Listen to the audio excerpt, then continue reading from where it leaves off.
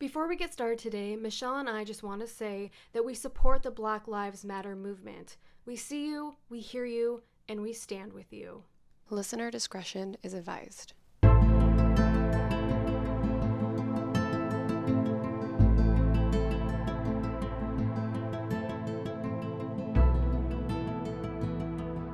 Hey everyone, welcome back to the I Should Totally Be Dead Right Now podcast, where we tell true stories of survivors of true crime, natural disasters.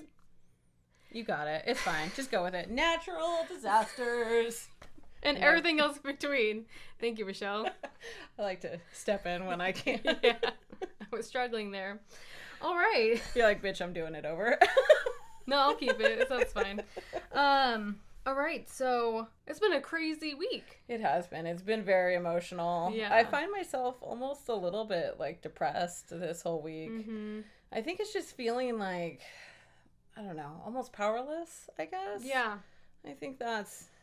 Well, and I made the mistake of also watching the Epstein documentary on Netflix. So I as well. It was like I was already enraged. Yeah. And then, you know, all this happened with George Floyd. And it's like, it just brought even more rage to my heart. And yeah, I really hope some serious change happens. It's time. My God. Yeah. This is really ridiculous. It is ridiculous. Yeah.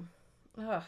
I don't even want to talk about what we're drinking or anything. I know. Now. I'm like on a happier note. It's like, no. My fiance and I are seeing wedding venues today. That is a happier note. That'll be fun. Yeah, that'll be fun. I think we're just gonna narrow it down today, hopefully, and just go for it. That's right. That's right.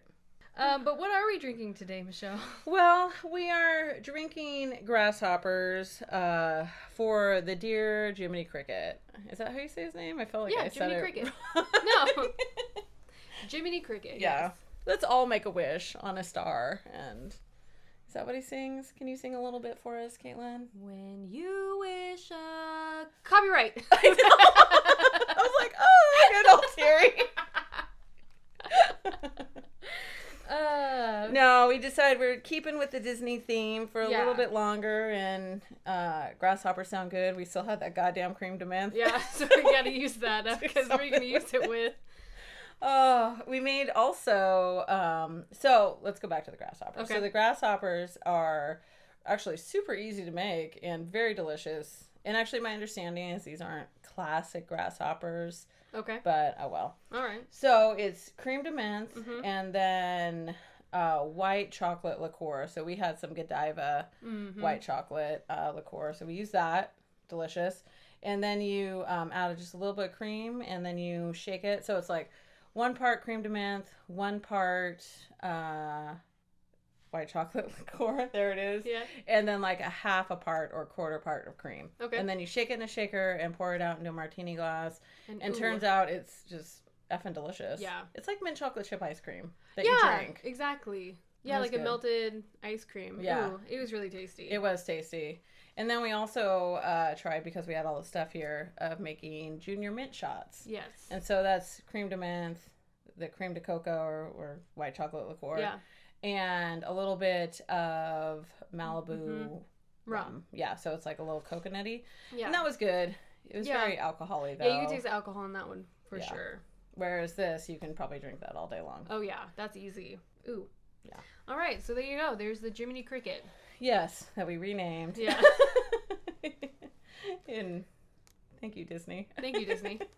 All right. All right. So should we just jump into the stories? Yeah, I'm just going to continue to drink.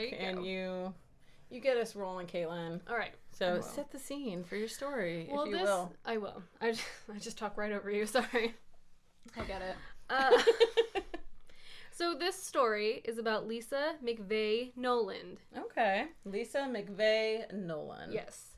So it is November 3rd, 1984 in Tampa, Florida.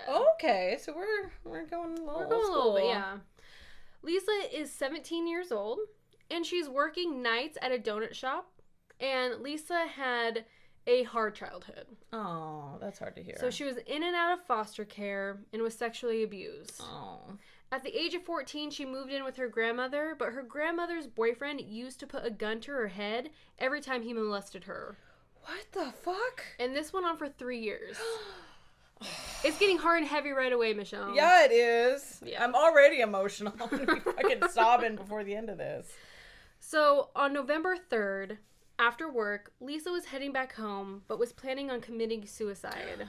Well, no shit, man. Like, okay, I'm sorry. Go ahead. She had already wrote her suicide note. So, this was at 2:30 a.m., so she's heading back. Lisa is riding her bike, and then a car drives up behind her and starts honking their horn. And she's like, okay, what? I'm on the side. Yeah. Leave me alone. They drive up ahead of her and park into a church parking lot. So she's like, okay. This is so creepy. she's cycling by it, and then all of a sudden, someone grabs her off of her bike. So he grabs her off of the bike and puts a gun to her left temple. She felt the cold steel barrel against her head, and she knew the feeling all too familiar. Oh, God. Oh, I'm already so upset for Lisa. He forced her into the car and took her back to his apartment. He takes her into the bathroom and gives her a shower. For the next 26 hours, Lisa is continuously raped. Oh, my God.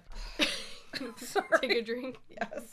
Lisa was not really religious, but she recalled reciting the Lord's Prayer and asking God to spare her life. God, whatever you do, don't kill me. Even though she was going to take her own life, being in this situation ignited a fierce determination to fight for her life. Fuck yeah, go Lisa. She was not going to allow anybody else to take anything else from her. Seriously, I'm so emotional today. Do you need a tissue? Maybe. Nick? Oh, God. Michelle's crying again. Again. Fourth time. I know, God. Sorry. All right. I'm upset for Lisa right now, and I am of course fucking feeling her will to live. Right. So during this 26 hours, her survival instincts kicked in, and she did everything this man asked her to do. She wanted to be clear that what happened to her was not molestation, sexual assault, it was rape.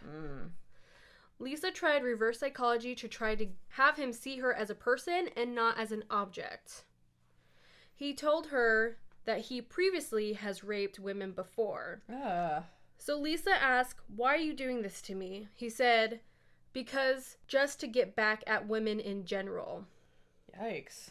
She said, "I'll be your girlfriend. I'll do whatever you want. It's unfortunate how we met, but we don't have to tell anyone how we met. Let's do this." He said, "No, I can't keep you." She said she talked to him gently, like a 4-year-old. Lisa even tried to put as many fingerprints all over the bathroom to show that she was there. Oh, gosh. She was usually blindfolded, and one time when she was blindfolded, he placed her hands on his face so she could feel his face, and there were pockmarks, a small mustache, small ears, short hair, clean cut, kind of stout, but not overweight, just a big guy. He just sounds disgusting. Right? Lisa would try to continue conversations, and she told him that she had a sick father that only she could care for. That's smart. He took Lisa into the car and said he would drop her off.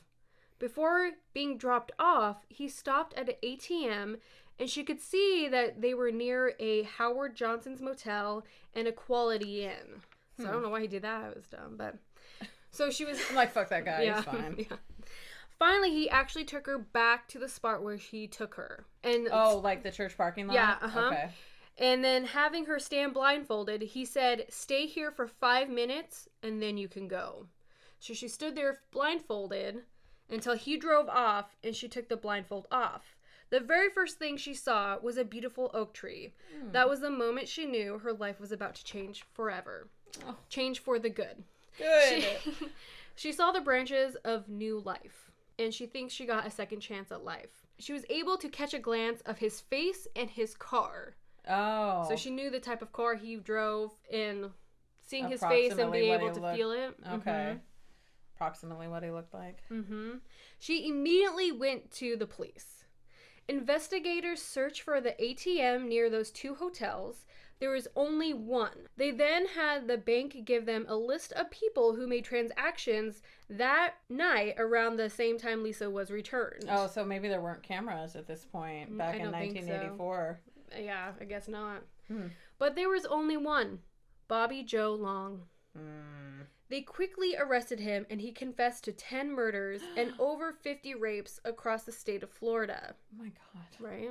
He was believed to be the classified ad rapist that they've been looking for, who have attacked over 50 women. Oh my gosh. So he confessed for over 50 rapes. So it sounds like him. So he would answer ads in the classified page and then rape the women. Ugh. He was sentenced to death. Good. Did he get it? Spoiler alert. Sorry. Let me do my damn story, Michelle. Oh, it goes gosh. in order, Michelle. Lisa actually went on and got married, which she was Lisa Nolan. So she was Lisa McVeigh, now McVeigh Nolan. Okay. And became a sheriff's deputy at Hillsborough County. She's like, fuck this. I'm getting these bastards. Exactly. This is her quote. I wasn't going to allow anybody to hurt me again. And the only way I knew how to do that was to get into law enforcement. My empowerment comes from being so helpless and lost, that feeling I had when I was 17 years old. I'm not lost anymore. I'm on the top of my mountain, and it feels pretty good. Oh, Lisa, that's fantastic. Am I crying? Yes. I'm a protector. No one's going to get hurt on my watch. That was my motivation to become a police officer. I'm no longer the victim. So she has been a deputy for 17 years, and the past several years, she's been a school resource deputy, working at a middle school, not far from where it all happens. Oh, gosh. Bobby Joe Long has spent more than 3 decades in jail. Good. At the age of 65, Bobby was executed. I'm like, I won't say huzzah again. That was embarrassing. Huzzah. Huzzah! Finally died in prison. On May 23rd, 2019, he was pronounced dead at 6:55 p.m. Lisa sat in the front row of his execution. There was also several family members of the victims that were killed. Oh. There's actually a movie about her. The movie was in 2018, and it's called Believe Me, The Abduction of Lisa McVeigh. So you can check that out. It got a 7.2 out of 10. Oh. So, I mean, it was rated pretty well. Yeah, so I don't know if she had any, I'm sure, she played a part in creating the movie and such, but it's not like a documentary, it's actually like a movie. Oh, I see. So there's characters who played her and stuff like that. Oh my gosh. Never mind. No, what? That's cool. Portrayal. There it Yes. is. I worked it out. Portrayal of her life. Oh my God. I'm sorry. So Lisa. So Lisa took control of her life. She became a deputy. She's saving lives. So she finally got to see her justice after like 35 years of waiting him on death row. So. Well, at least he was in prison the whole time. He was. Yeah, that's true. He must have wanted to get caught on some level just because he couldn't. Well, maybe not. I don't know. I don't know the psychology of killers, but it's true that they do go back to the crime afterwards, or like they help with the search and stuff. Like they want to be. I don't know. It's like a thrill for them. I guess so. Yeah, but with him, it sounds like there was something there because she was able to have her see herself as a person instead of an object. I mean, she was smart and did everything. She was like, I have a dad at home I have to take care of, which she didn't. She lied about that, but she tried to make herself a person and even said, hey, let's be in a relationship, which, maybe that's what he wanted, but he's like, no, I can't do that. So there's something kind of, I bet, I'm sure, I think anyone who murders and rapes have some kind of mental issue. So. Well, I just wonder, and I could never watch any of what is the, like, Frontline to catch a killer or to catch, right. I don't think it's but when they would, like, catch pedophiles and stuff, and those are, like, the sleaziest people on earth. Yeah. And then what I have a hard time with is I end up feeling sorry for them, and then I get so upset with myself. But on that note, something had to happen to them that just twisted them so badly, you know. So it's like, on that level, you can have a little bit of compassion. But on the other level, they're total dirtbags and have done so much harm in the world that, we're probably better without them. Yeah. But I do wonder, like, what happened to them to turn them into what they became. Right. Because something must have. Well, unless people are just born that way. I don't know. Yeah. I hope people aren't born that way. I guess it's a debate of nurture versus nature. Yeah. Indeed. So it could be. I mean, really, I figure when you think about it, underneath it all is just pain. Yeah. And, you know, you're trying to pass off your pain and your shame onto someone else, you know, by, I guess. Or feeling powerful. It could be all about, sometimes all absolutely. about power. Oh, God. Lisa, good job, though. Fucking coming out strong. Oh, yeah. Right. That was very touching, seeing the oak tree. Oh, yeah, right. Just realizing, you know what? My life is going to be different going forward. Yeah. So it is like, it is like an irony. She was going to commit suicide, but then fought for her life. And she's like, fuck that, I'm not committing. Yeah. Well, it was, you know, committing suicide is on your own terms. That's true. And being killed is not on your own terms. Yeah, and that's so, right. Again, she's just got to take that power back. Yep, and she did, and she became a sheriff. Yeah. Boom. Right in his motherfucking face. Right. Ugh. All right. So that's that story. Good job, Lisa. I know. I am emotional. I don't know what is going on with me today. Either.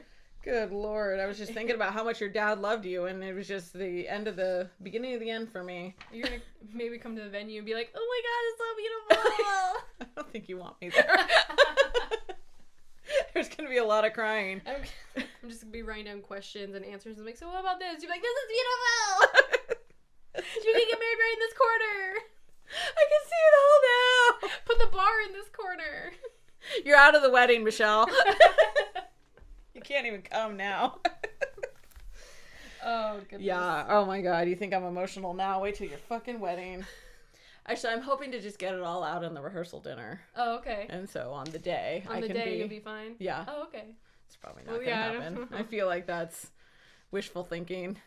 I mean, you cried at the wedding that we went to. I didn't even know that girl. I was fucking crying.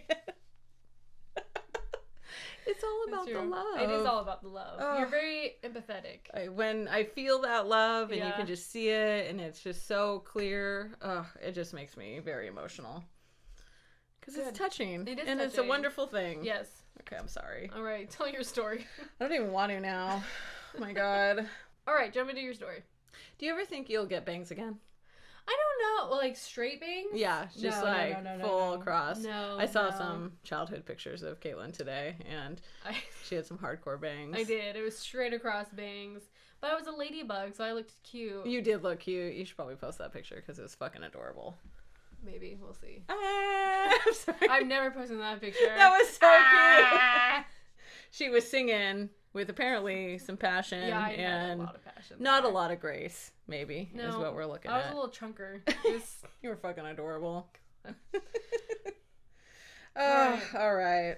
This makes me think back to the little girl I met, and who was such a little bitch to me. Good times. Yeah, it was good times. All right, I'm sorry. So this story is about Jeremy Sutcliffe, I think. Sutcliffe. Hopefully it's not completely wrong. I'll get an email from Jeremy and be like, you're an idiot. You say that every time. I know, I do. It's getting a little old. Okay. So this is May 2018, and this is Lake Corpus Christi, Texas. Okay. So it's a married couple, and they're sort of outdoorsy and wilderness loving, and they bought this property. It was like their dream property in Texas, you know, because they wanted to be near the outdoors. So the house they bought just needed a lot of work. Okay. But they were into it. This was their dream property. Okay. They had a couple kids, and so they were just slowly working on getting this property together. Okay. All right. So on this Sunday morning, the couple was out doing some yard work. So I think Jeremy was mowing, and his wife Jennifer was working in the garden. So they live right off this lake, so it's like I'm not sure exactly. I don't know what it looks like. They were living in a trailer on a 1-acre lot, and the house was a total gut job. So they were working on the house, living in this trailer on this little 1-acre lot. Cool. And I think it was going to be like their retirement property. Yeah, okay. Even though they're only in their 40s. Oh, they're 40s. I think he's 43, I want to say. Okay. And she's 40. So they were getting ready. They were getting their yard ready for this like cookout that they were going to have later. And she reached down, his wife Jennifer, to grab a weed, and she saw a rattlesnake right next to her. Oh, shit. So she yells snake and sort of jumps up and gets out of the way. Okay. The snake, which was a meter long, rose into striking position with its dusty triangular head tensed and its tail rattling. So she leaped back, and then he's like with his little tail. Yeah, exactly. Okay. And is getting ready to go for her. Okay. I was wondering because usually they don't. Yeah, that's the warning they have, right? The rattle. So Jeremy figured it was just one of the harmless rat snakes that were in the yard all over. It's rattling. Well, he doesn't know that because he's off mowing. He just hears her yell snake. I see, okay. And so he grabbed a shovel and he ran over to give her a hand. Okay. And when he got over there, he heard it rattling. And so he sort of realized that it was a much more serious situation than he originally thought. So his wife was cornered between some shrubbery and the wall of the house, and the snake was directly in front of her. Oh, okay. So at first he tried to sort of scoop it up with his shovel to sort of fling it out of the way, and that wasn't working. And so what he did is he took the shovel and he stabbed at the snake and decapitated it. Oh, wow. So he was able to kill the snake. Okay. It's like, yay, your wife is safe. All is well. Yeah, where's the story going? Don't you worry about it. So he just left it there, and she went inside. She was rattled. Yeah. No pun intended. But she needed to kind of go inside and calm down and chill out a little bit. Okay. And so about 10 minutes later, she calls out to Jeremy that she wants to let the dogs out. And so her two little dogs. And so he figures that he should go clean up the snake before they go outside. Because if he's anything like my dogs, they will immediately go to whatever dead thing is in the yard, put it in their mouth, and then bring it over to you and just drop it in front of you. It's horrifying. Don't dogs like roll in dead things too? Fucking Charlie does all day long. Yeah, so I think he was, I don't want the dogs messing with this rattlesnake. Yeah. So he goes out to go clean it up, and so he found a stick, and what he was going to do is sort of flick the snake head out into the bushes more to just get it out of there. Okay. But what happened was, and I guess this is fairly common, the snake head was almost like still alive, and it flung out and bit him right in the hand. What? Yeah, so how long has it been? Do you know? It's been like 10 minutes. What? And so it's almost like a chicken running around with, it's just on pure like nerves in its body that's forcing it to like kick around. But it sounds like maybe even though it was dead, I don't know. It still just went for it and still had its defense mechanisms up. Because I guess rattlesnakes, they will give you like, they kind of conserve their venom, and will, if they bite you the first time, it's usually like a warning bite, if you will. So not all the venom will go in. Okay. But because the snake was pretty much dead and it was only a head, it just latched on and just squirted, I don't know if that's the right word, just put all the venom into his hand. Wow. So it just let all that venom go because, of course, the snake has nothing to lose because it's pretty much dead at this point. That's crazy. So it's just like a little head bouncing around? Mm-hmm. Yeah, I don't even know if it was like bouncing around, but he was just near it. And then it just shot up. And that's scary. You just see a little head like... Yeah, it was like a head with like 2 inches of its body attached to it still. Oh my gosh. So... That's crazy, nature. Yeah. Fuck you, nature, right in your face. God. So he's trying to, like, get it off of his hand. Okay. And so he's able to get, like, one fang out, and then it just, like, reattached itself. And so it just pumped all the venom that it still had in his body just directly into Jeremy. I'm surprised how strong it is. Yeah, no shit. Like, oh my gosh. He couldn't get it off. It just had like clenched on, and it clenched on, I guess, to his ring finger. Okay. So Jennifer, who was a trained nurse, came running when she heard all the screaming, and she saw her husband just struggling around with this snake head attached to his hand, and so she realized he needs to see someone right away. He needs medical attention this second. Right. And so she ran back to the trailer to get the car keys, and Jeremy was still trying to get the head off of his hand, and the fangs finally kind of came loose, and he was able to whip it away. Oh, so okay. fling it off. But so Jennifer told him to get in the car, and they go rushing towards the hospital, which apparently is a ways away. So she's on the phone with 911, racing to the hospital, and they were still a half an hour away when the paramedics are like, you need to meet us at this point because he won't make it. And oh my gosh. So she pulls off, and the paramedics meet her sort of in this parking lot, and they're trying to work on him, and then they're going. So the paramedics are rushing off to the hospital, and she's following behind, and then they pull off to the side of the road all of a sudden, and they're like, we're never going to make it to the hospital. So they had called a helicopter to come in to race them to the hospital. Oh my gosh. So they sat there for like fucking 10 or 15 minutes waiting for this damn helicopter to get there. Oh, one thing I didn't mention while they're racing down the road before they met the paramedics, he like went blind in the car and then started having seizures. Oh so he's like, I can't see, and then started having seizures. Whoa. And so I can't even imagine. But that's like having your husband in the seat next to you.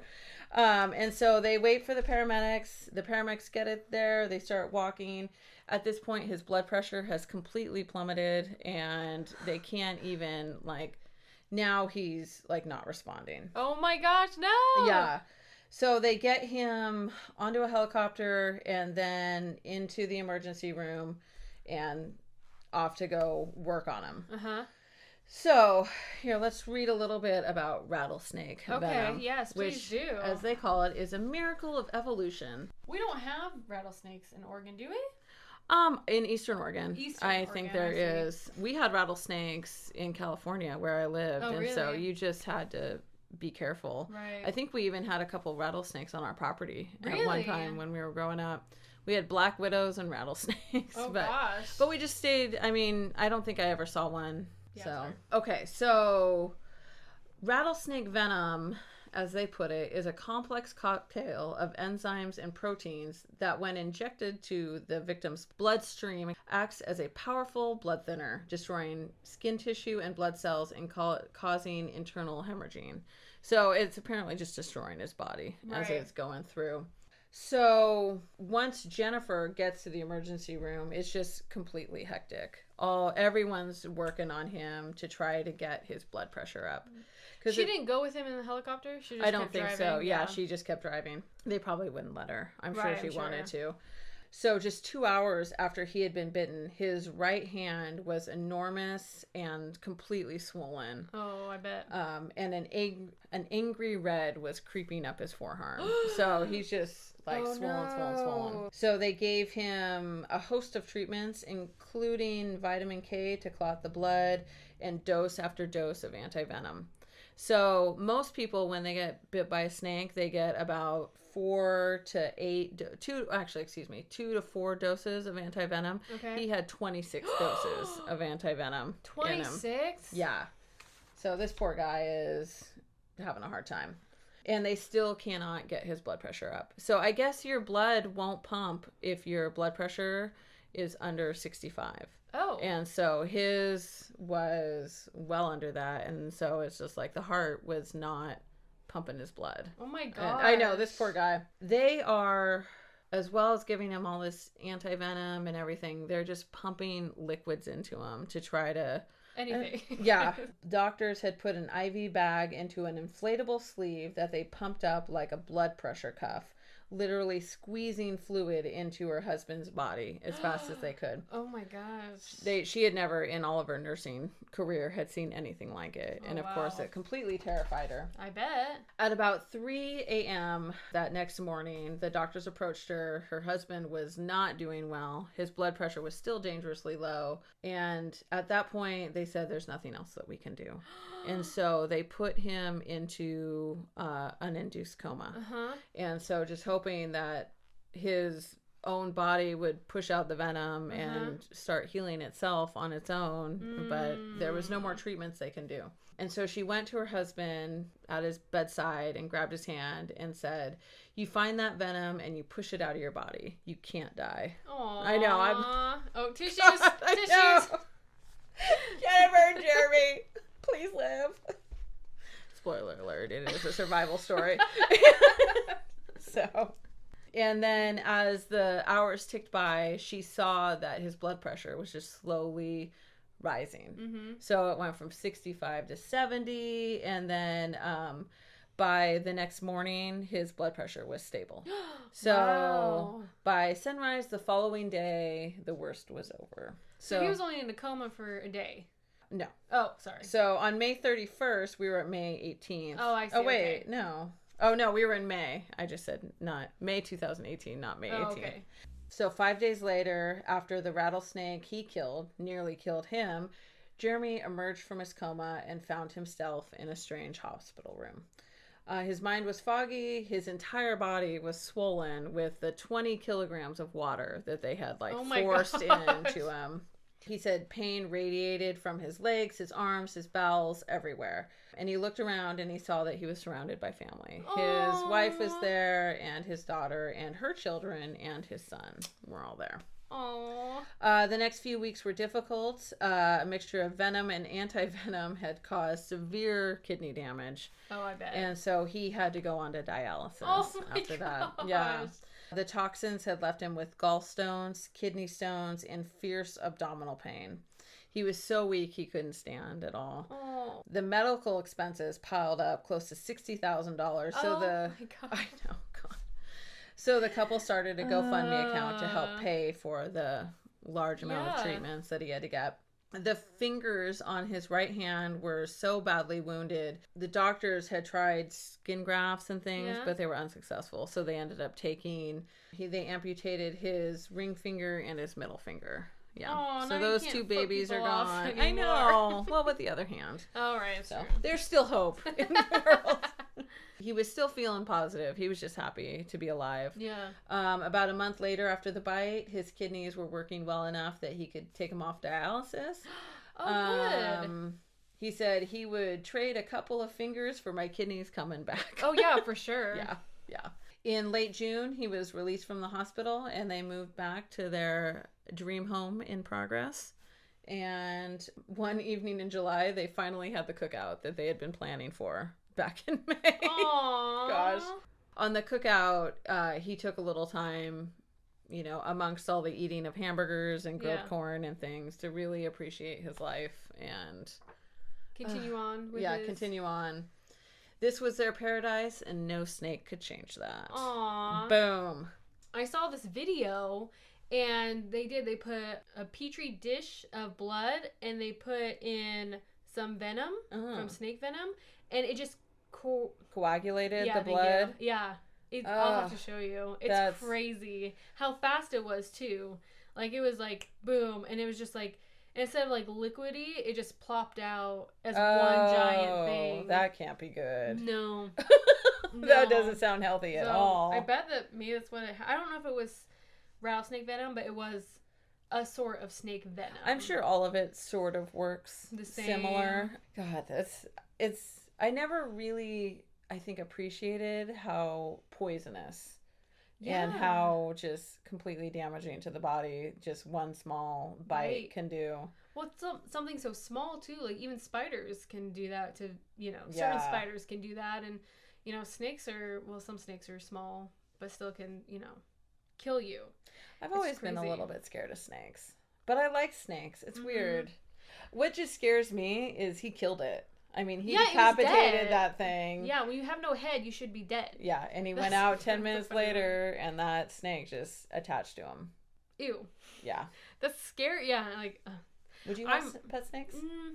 Maybe, if it was like a garden snake. # wrong. The answer is no, I would not have snakes as a pet.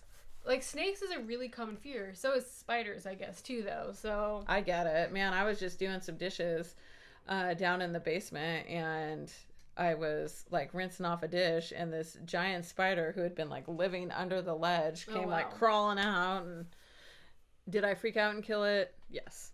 Oh, yes, you killed it. Yeah, you would have like been, oh, sweet spider, let me save you. And but you weren't there, so I murdered it. I do like spiders. I think they're good for the world. Like, they kill other bugs. They are good and for the world. And they won't bother you if you bother them. I feel, you know, like tarantulas.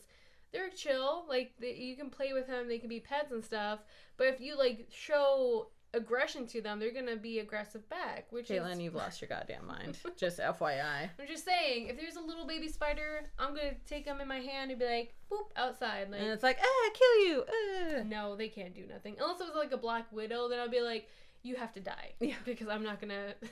We had this one little, we had a bunch of these like little outbuildings in our property where I grew up. And we had this one that was a playhouse. It was meant to be a playhouse for kids. Yeah. And I was like super excited about it. And my dad is like, if you ever go in there, I'll kill you. Because apparently it was completely infested. Oh, wow. Is that right? Infested. Yeah. Not infestated. Oh. Infested with black widows. Oh, my gosh. Yeah, so we had to stay away from... We had quite a few black widows in our house. Yeah. That's scary. It was kind of scary, but we just, I don't know. We just stayed out of that one little playhouse and never thought about it again. Right. I was like, that's their home now. Yeah. I see. They can have it forever. It's probably still there. I just remember one time you brought down a bag of sugar. And you put him down. I know exactly what you're going to talk about. You put the bag down and a giant spider just like, bloop, was right on it. You're like, I carried that down on my shoulder. Right next to my face.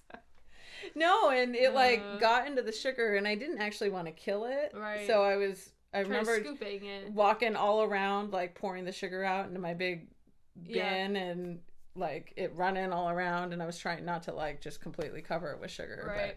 But I think I got over it in the end, and then did in fact kill it. With sugar. Yeah. Aww. Avalanche of sugar spider, take that. What a way to go. Death by sugar. I know. But by the way, Michelle's arm is all wrapped up because she burned herself so bad. It's totally coming off. Do you want to see it? I do want to see it. It's really gross. I want to see it. Show me. Okay. It's coming. Are you ready? I'm ready. It's gross. Oh my god. Yeah, it's pretty gross, right? Michelle! That's so bad. It is. It didn't hurt for the longest time, and then... You can tell it blistered and it popped already. Yeah, well, that's what hurt, is it was completely a whole blister. What is that part? It's where I scraped it. And it just, so that's been scabbing up for like a few days. What? But yeah, look at it. It's all swollen all around here. So it's got Neosporin and stuff on it. But yeah, it's completely fucking gross. Yeah, you have to show Nicholas. Put that back over it. Poor thing. I had this really slick stuff. It was by NextCare or something. Anyway, it was like Second Skin. And so that worked really well. So I put that with a gauze pad over it. Okay. And then once that came off and I didn't have another and did not go to the store to buy another, that's when it started getting really gross. She actually poured some boiled sugar on her arm. That's how she did it. It just sort of blooped out and landed. And I finished pouring the sugar and I was totally calm about it because I could tell it wasn't good. Yeah. And it was just this big chunk of sugar just because it's just burning to your skin. Yeah, like, it sticks there, and I can't wipe it off. Right. And so it just stuck there burning. Yeah. Ew. Oh so I put the pot down. I got it under cold water, and I just let cold water run on it for a really long time. And then it was feeling much better. But then I went to like go dry it, and not all the sugar was off, so it stuck to the towel. Oh, it was totally gross. Did you call Joel down? Okay, let me tell you the story about Joel. Oh, shit.